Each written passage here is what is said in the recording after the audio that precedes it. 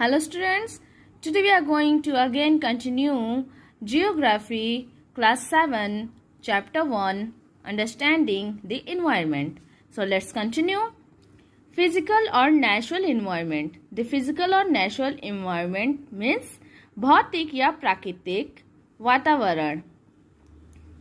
भौतिक या प्राकृतिक वातावरण में प्राकृतिक रूप से होने वाली सभी जीवित और गैर प्राकृतिक पर्यावरण के दो घटक मीन्स 2 कंपोनेंट्स होते हैं।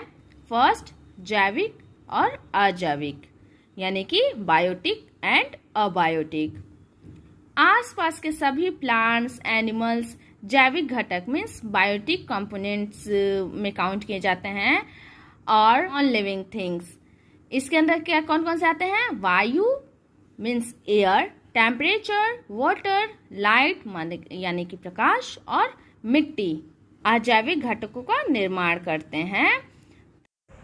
दोनों जैविक और अजैविक जीवों पर प्रभाव डालते हैं। अबायोटिक कंपोनेंट बायोटिक कंपोनेंट को प्रभावित करती है, इफेक्ट करती है और ये एक दूसरे पर इंटरडिपेंडेंस होते हैं। इसे इंटरडिपेंडेंस कहते हैं, एक दूसरे पर आश्रित होना।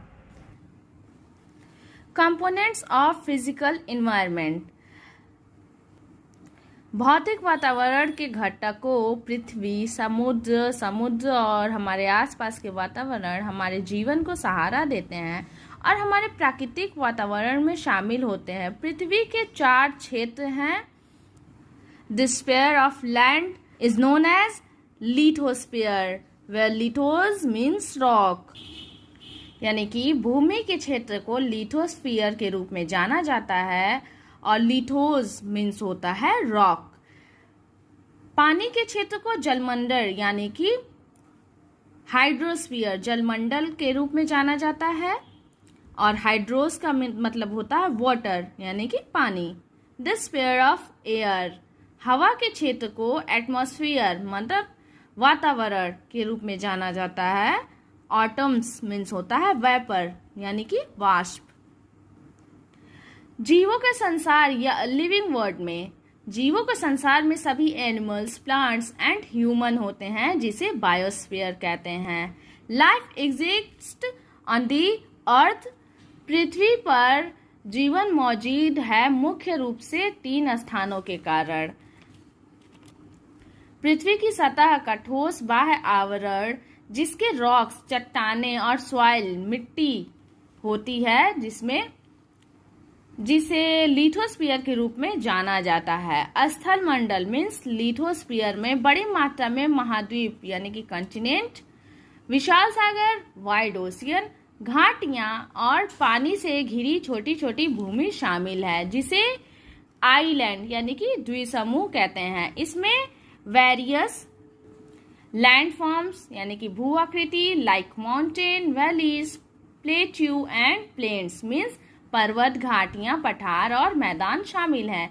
ये लैंडफॉर्म मनुष्यों, पौधों और पशुओं के लिए स्पेस यानी कि स्थल प्रोवाइड करती हैं और and also soil, forest, grassland for agriculture means कृषि के लिए भूमि, मिनरल्स आदि भी प्रोवाइड करती है यानी उपलब्ध कराती है हमें।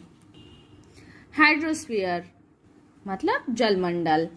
जल स्रोत पानी जो कि हमारी पृथ्वी का लगभग 1/4 भाग है जलमंडल बनाता है। पानी 3 रूपों में पाया जाता है, solid, liquid and gas. In liquid form is exist in water bodies यानी कि जितने भी वाटर बॉडीज होते हैं मतलब नदी, रिवर्स, समुद्र ये सारे लिक्विड फॉर्म में होते हैं। और solid state in its solid state मतलब जो बर्फ से ढकी होती है, अपनी ठोस अवस्था में यह बर्फ से ढकी होती है।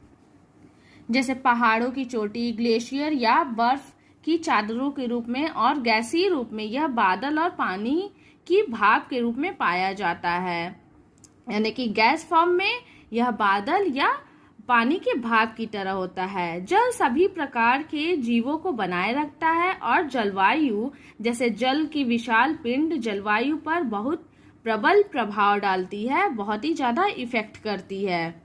ना एटमॉस्फेयर यानी कि वातावरण। पृथ्वी के आसपास के वातावरण को वायुमंडल कहते हैं। पृथ्वी की ग्रेविटेशनल फोर्स यानी कि गुरुत्वाकर्षण शक्ति हमारे आसपास के वातावरण को धारण करती है। वायु गैस, धूल, कणों और जल वाष्प का मिश्रण है। मतलब कि air is a mixture of gases. Air में गैसेस, डस्ट जो धूल होते हैं, पार्टिकल्स छोटे छोटे धूल कण, जल वाष्प यानी कि वाटर वेपर्स, ये सारे इंक्लूड होते हैं एयर में। ये सारे एयर का मिक्सचर होते हैं, मिश्रण होते हैं। Oxygen is used by animal यानी कि ऑक्सीजन का उपयोग जानवरों द्वारा श्वसन करने में, मतलब कि सांस लेने में किया जाता है, जबकि कार्बन डाइऑक्साइड का यूज प्रकाश संश्लेषण की प्रक्रिया, मतलब फोटोसिंथेसिस यानी कि जो पेड़ पौधे अपना भोजन बनाते हैं वो फोटोसिंथेसिस प्रकाश संश्लेषण प्रोसेस के द्वारा ही बनाते हैं। प्रकाश संश्लेषण की प्रक्रिया को पूरा करने के लिए पौधों द्वारा कार्बन डाइऑक्साइड का यूज किया जाता है। कार्बन डाइऑक्साइड पृथ्वी से निकलने वाली गर्मी को ऑब्जर्व करती है, अवशोषित करती है और इस प्रकार ग्रह को गर्म रखती है। इसे ग्रीन हाउस इफेक्ट कहते हैं। नाइट्रोजन जीवों के विकास और मिट्टी के फर्टिलिटी यानी कि प्रजनन को बनाए रखने में मदद करता है, हेल्प करता है। एटमॉस्फेयर में ओजोन गैस की जो लेयर्स होती हैं हमें सूर्य के हानिकारक पराबैंगनी किरणों से बचाती है।